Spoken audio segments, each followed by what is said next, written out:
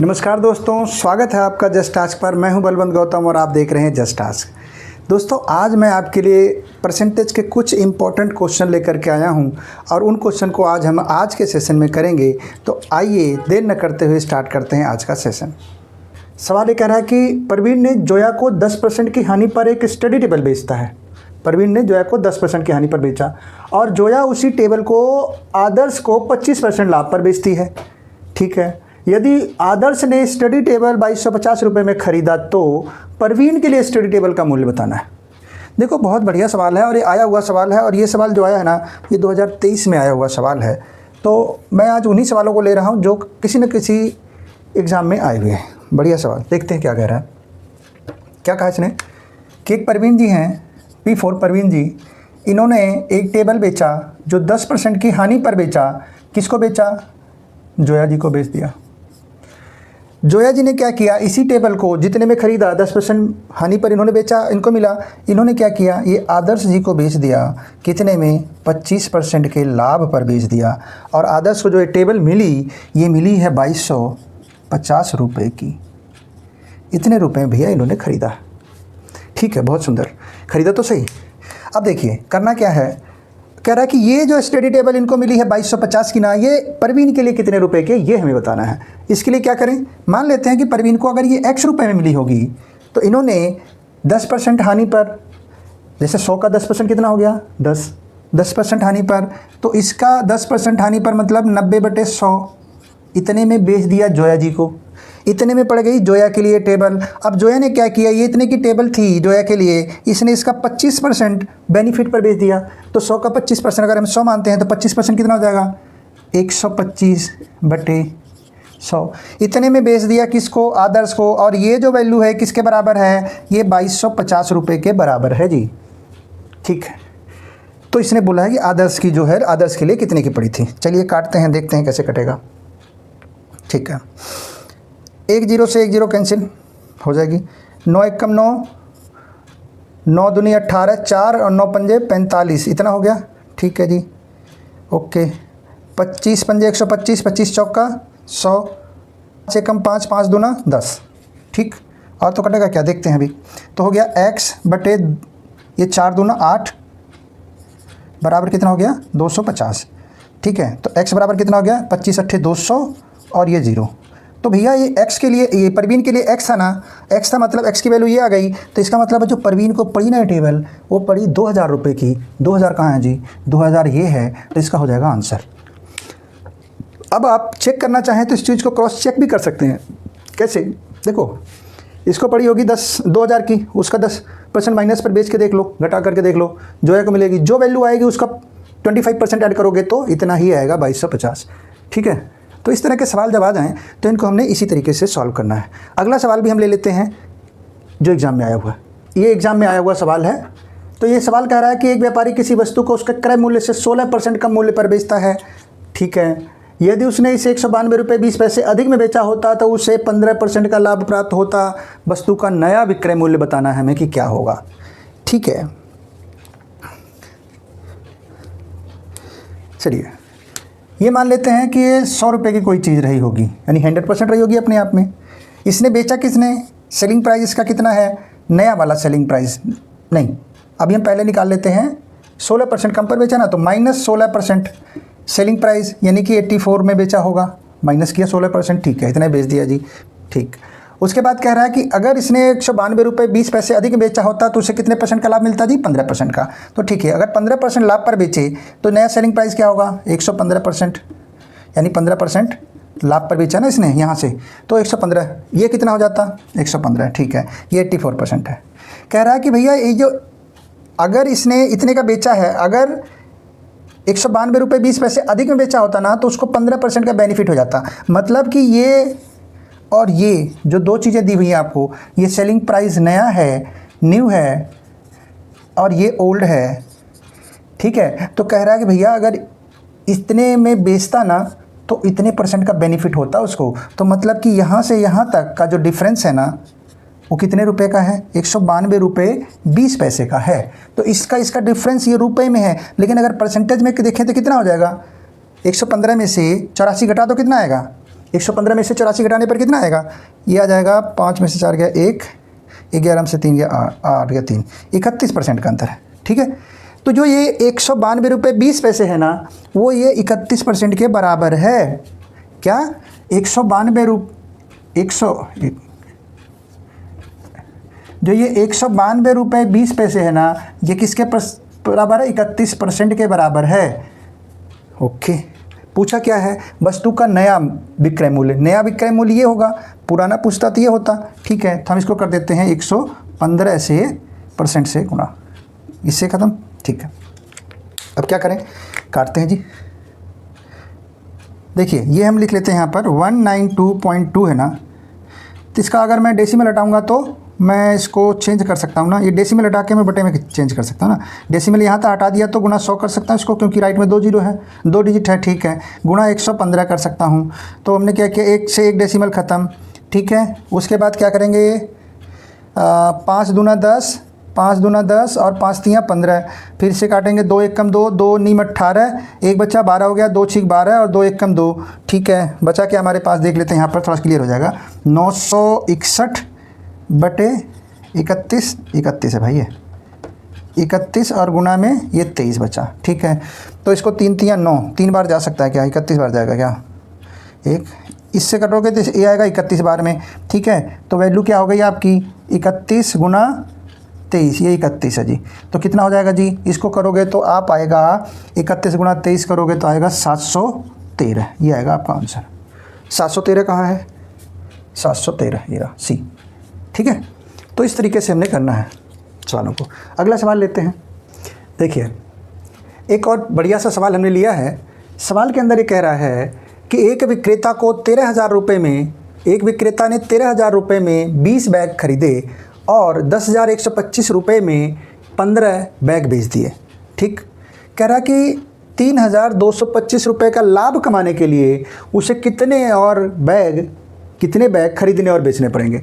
ठीक है, आइए करते हैं इसको। देखिए ऐसे जब सवाल आए ना, तो ऐसे सवालों में 2 चीज़ों का बहुत ध्यान रखना होता है कि प्राइस क्या है और क्वांटिटी क्या है। ठीक, देखते हैं प्राइस क्वांटिटी में क्या क्या है चीज़ें। हमें 2 चीज़ें ध्यान रखनी होगी, एक तो हमें रखना होगा प्राइस का ध्यान और एक हमें रखना होगा क्वांटिटी का ध्यान। ठीक है, देखिए कह रहा 13,000 रुपये में 20 बैग खरीदे। इसकी कॉस्ट प्राइस देख लेते हैं, कॉस्ट प्राइस कितनी है, ये है 13,000। अच्छा, बैग कितने खरीदे इसने, 20 बैग खरीदे। ठीक है, कह रहा कि 10,125 रुपये में 15 बैग बेच दिए। तो इसकी सेलिंग प्राइस देख लेते हैं भैया, कितना है सेलिंग प्राइस है, सेलिंग प्राइस है 10,125 रुपये, लेकिन कितने बैग की, ये है जी 15 बैग की है। देखो अब जब ऐसे सवाल आए तो इसमें एक चीज़ ध्यान रखना भाई, ये क्वांटिटी पहले हमें बराबर करनी होगी, तभी तो सही पता चलेगा प्रॉफिट हुआ कितना लॉस हुआ है ना। तो 15 और 20 दोनों का एलसीएम ले लीजिए, तो 5 तियाँ 15, 5 चौक 20, 30, 5 तियाँ 15, 5 चौक 20, 7 तियाँ 12, 60, इसका गया 60। तो इसको 60 बराबर करने के लिए क्या करेंगे, इसमें हम क्या करें, 3 से गुणा कर दें, तो इधर भी 3 से गुणा करनी पड़ेगी भाई। अगर क्वांटिटी बढ़ेगी तो प्राइस भी तो बढ़ जाएगा ना। ये 15 को 4 से गुणा करोगे तो 60 होगा, तो इसको भी 4 से गुणा करना पड़ेगा। ये चीज़ क्लियर हो रही है ना। ठीक है, आइए इसको कर देंगे तो कितना आ जाएगा, ये 13 तियाँ 39, 1 2 3 39,000 आ जाएगा। तो ये हो जाएगा, कितने बैग हो जाएंगे, ये हो जाएगा 60 बैग। ये इसको करो कितना आएगा, हो गया 40,500, ये हो गया 40,500 और 15 चौक के ये भी हो गया 60। अब देखिए, अब यहाँ पर देखिए भैया, ठीक है, अब क्या हुआ, क्वांटिटी बराबर हो गई, इसकी भी 60 हो गई, इसकी भी 60 हो गई। हमें पता चला 60 बैग इसने 39,000 में खरीदे थे और 40,500 रुपये में बेच दिए। ठीक है, तो इसका मतलब है कि जो प्रॉफिट हुआ वो कितना हुआ, जो प्रॉफिट हुआ वो कितना हुआ, 40,500 में से आप घटा दीजिए 39,000 को, तो कितना आएगा 1,500। 1,500 का जो प्रॉफिट है, 1,500 का प्रॉफिट कमाने के लिए उसने कितने किए, 60 बैग बेचे हैं। 1,500 का प्रॉफिट के लिए उसने 60 बैग बेचे हैं। भाई अंतर तो यही आ रहा है ना, प्रॉफिट का ही आ रहा है। तो 1,500 का प्रॉफिट कमाया उसने, बेचे कितने, 60 बैग। अगर उसको कमाना है इतना रुपया, कितना, तो गुणा कर दीजिए, कितने बैग बेचेगा, ये 3,225 से गुणा कर दीजिए। ठीक है, करते हैं, 1 0 से 1 0 ख़त्म। ओके जी, 5 से काट देते हैं, कट जाएगा, 15 से भी कटेगा क्या, 5 से काटते हैं, 5 तियाँ 15 और 5 6 30, 5 चौक 20, 5 25, 5 6 30, 5 एकम 5, एक बच्चा 14 हो गया, 5 दूना 10 और 5 नेम 45, और ये 6 से 6 कैंसिल, तो कितना आ गया जी 129। तो इतने बैग भैया उसको बेचने पड़ेंगे। ये कौन सा ऑप्शन है जी अपना, ये रहा। ठीक है, तो इस तरीके से इस सवाल को भी हम करेंगे। तो ध्यान रखेंगे कि पहले हम इसकी क्वांटिटी को बराबर करें, तभी इसको आगे हम सॉल्व कर पाएंगे। अगला देखिए, उसी पैटर्न पर एक और सवाल हमने ले लिया। कह रहा है कि एक विक्रेता 15 रुपये में 20 पेन खरीदता है और 20 रुपये में 15 पेन के हिसाब से बेच देता है। कह रहा है कि 245 रुपये का लाभ कमाने के लिए उसको कितने पेन खरीदने बेचने पड़ेंगे। चलिए बिल्कुल उसी पैटर्न पे करते हैं। देखिए, हमें दो चीज़ों का ध्यान रखना है, एक तो हमें रखना है प्राइस का और एक हमें रखना है क्वांटिटी का। बिल्कुल सही। देखिए, कॉस्ट प्राइस देखते हैं इसकी कितनी है। 15 रुपये में कितने पेन खरीदा, 20 पेन खरीदा। ठीक है, और 20 रुपये में 15 बेच दिया। और सेलिंग प्राइस में कह रहा है कि भैया 20 रुपये में बेचा है कितने पेन, 15। तो सबसे पहले क्या करना है, सबसे पहले हमें इसकी क्वांटिटी को बराबर करना है। ठीक है, तो इसकी क्वांटिटी हमें 20 और 15 का एलसीएम ले लेते हैं। 15 20 का 60, तो इसको कितने से गुणा करेंगे 60 हो जाए, तो 20 को 3 से गुणा करेंगे तो कितना हो जाएगा 60। इसको भी 3 से गुणा करो, कितना हो जाएगा 15 3 45। ठीक है, अब इसको 15 को 60 बनाना है तो 4 से गुणा करना पड़ेगा, तो इसको भी 4 से गुणा करना पड़ेगा। तो हो जाएगा 15 चौक के 60 और हो जाएगा 20 चौक हो जाएगा 80। ठीक है, इसका मतलब अब देखो यूनिट हमें बराबर हो गई। यूनिट ये भी 60 है, ये भी 60 है। प्राइस अब हमें पता चल गया अभी 60 जो खरीदा था उसने, वो कितने में खरीदा था 45 में, और बेचा कितने में था 80 में। तो प्रॉफिट कितना हुआ, प्रॉफिट कितना हुआ, 80 का बेचा 45 में खरीदा, घटा दिया तो कितना आ गया 35 रुपये का प्रॉफिट हुआ। 35 रुपये का प्रॉफिट हुआ। तो भाई 35 रुपये कमाने के लिए इसने कितने बैग बेचे, 60 बैग खरीदे बेचे। तो अब आपको कितना बेनिफिट लेना है 245 रुपये का। तो 245 रुपये का बेनिफिट के लिए क्या करेगा, ये काटते हैं 5 सत्ते 35, 5 चौक 20, 5 नीम 45, 7 एकम 7, 7 सत्ते 49, कितना बचा जी 60 गुणा 7, तो 6 सत्ते 42 हो गया कितना 420। 420 कौन सा आंसर है जी, ये। तो इस तरीके से और भी क्वेश्चन आप प्रैक्टिकल कर सकते हैं। कि 42 मीटर कपड़ा बेचकर रमेश को 7 मीटर कपड़े के विक्रय मूल्य के बराबर लाभ प्राप्त होता है। तो कह रहा है कि लाभ प्रतिशत याद करो भाई, कितने % का उसको बेनिफिट होता है। तो यहाँ पर ऐसे सवाल आए तो आप एक चीज़ मान लो कि भैया 1 मीटर कपड़े का मूल्य, विक्रय मूल्य जो है ना, वो 1 ही रुपया हम मान लेते हैं। सेलिंग प्राइस मान लेते हैं। हमने माना क्या माना कि सेलिंग प्राइस जो है 1 मीटर कपड़े का कितना है, 1 रुपया है जी। ठीक है, 1 रुपया है। ठीक है, तो 42 मीटर, अब इसको बेनिफिट कितना हो रहा है 7 मीटर, तो 7 मीटर का कितना हो जाएगा 7 रुपया हो जाएगा। और इसी तरह 42 मीटर का कितना हो जाएगा, 42 मीटर का 42 रुपया हो जाएगा जी सर, सिंपल सी बात है। तो भैया जब ये 42 मीटर कपड़ा बेचता है तो 7 मीटर का बेनिफिट होता है, ये प्रॉफिट होता है। देखो इसमें कह रहा है ना प्रॉफिट कितना हो रहा है, प्रॉफिट रमेश को 7 मीटर कपड़े के विक्रय मूल्य के बराबर प्रॉफिट होता है। तो प्रॉफिट कितना हो गया, प्रॉफिट है जी 7 रुपया। अच्छा, सेल कितनी किया उसने, सेल कितना किया, सेलिंग प्राइस कितना है 42, तो 42 रुपये पर 7 रुपये का उसको बेनिफिट मिल रहा है। 7 रुपये के कपड़े के बेचने के बराबर बेनिफिट मिल रहा है। ओके, तो भाई अगर इसको 7 रुपये का प्रॉफिट मिल रहा है, सेलिंग प्राइस 42 रुपये है, तो कॉस्ट कितनी होगी। देखो कॉस्ट, तो प्रॉफिट किसके बराबर होता है भाई, प्रॉफिट जो होता है किसके बराबर होता है, सेलिंग प्राइस में से, एक मिनट ऐसे करते हैं। देखो 42 रुपये पर उसको 7 रुपये का प्रॉफिट हो रहा है, तो भैया सेलिंग प्राइस में से अगर हम प्रॉफिट को घटा देंगे, ठीक है, तो क्या निकलेगा, कॉस्ट प्राइस ही तो निकलेगा भाई। सेलिंग प्राइस में से प्रॉफिट को घटा दो तो कॉस्ट प्राइस, सेलिंग प्राइस कितना है 42, उसमें से 7 घटा दो तो आपका कितना आएगा, ये आ जाएगा 35 रुपये। तो आपका CP कितना आ गया, 35 रुपये आ गया। अब 35 रुपये पर कॉस्ट प्राइस 35 है, 7 रुपये का बेनिफिट हो रहा है, तो 7 रुपये का बेनिफिट कितने रुपए पर, 35 रुपये पर। परसेंट निकालना है तो गुणा 100 कर दीजिए ना, इसको हो गया 5 सत्ते 35, 5 दूना 10, 7 से 7 कैंसिल, कितना हो गया, ये हो गया 20%। आ गया ना आंसर।